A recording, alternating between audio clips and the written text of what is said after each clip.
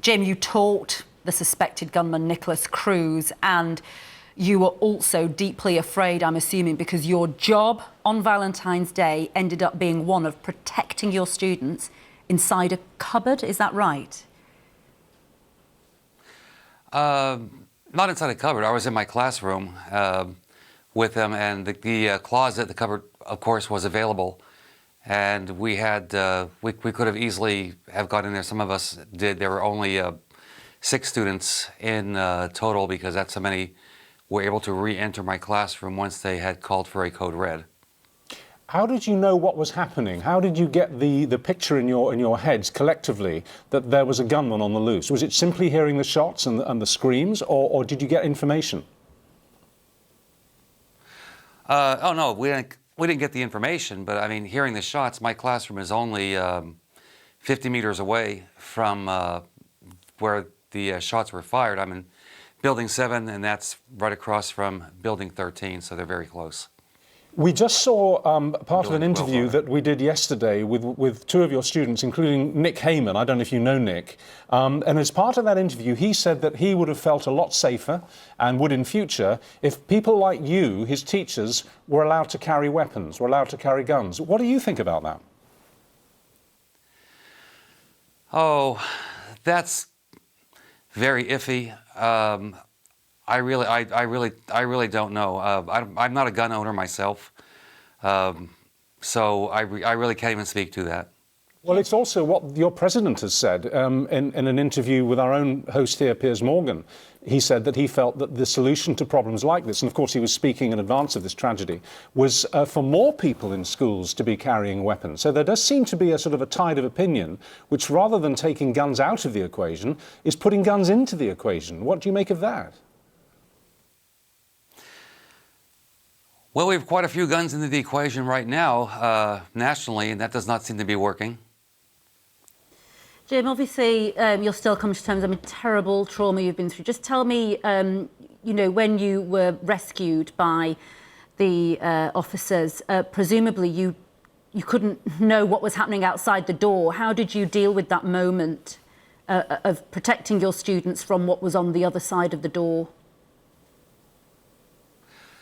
Well, I had already had the 6 students in my classroom for about probably about 2 hours, right around there, and we had heard a whole lot of commotion outside towards the end of that 2-hour period. One of my students, one of the girls, her father's an officer, and he told her that they were going to go through room by room to make sure all the rooms are clear out the rooms, and of course get all the kids out. So when we heard the banging coming down the hallway, then you know, we figured, okay, they're rescuing, they're coming out, they're clearing rooms.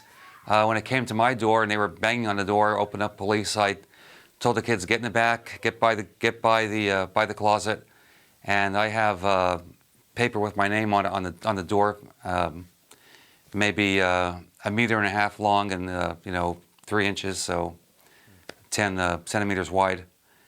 And I tore a little piece of paper off and I said, who is it? And they said, the police. I said, prove it. They held up their badge and I said, okay, come on in. Because at that stage you couldn't be 100% certain that it wasn't some kind of terrible, deadly ruse. Those 2 hours must have been the longest 2 hours of your life. Right. Oh yeah, I would, you know, I mean, you don't really know, but I mean, by then, I was fairly confident they had found Nick, and you know, I guess when they come knocking at your door, the best I could do is double check. Well, Jim, we know that some of your very brave colleagues lost their lives protecting their students. We're glad you are well and that your students are safe, the ones that you were protecting. Am I right in you know a little bit about Nicholas Cruz? You've taught him, or at least you knew him around school. Can you fill us in on who this person is and how he was viewed? Yeah. I had him during the 16-17 school year, so that would not be the current one.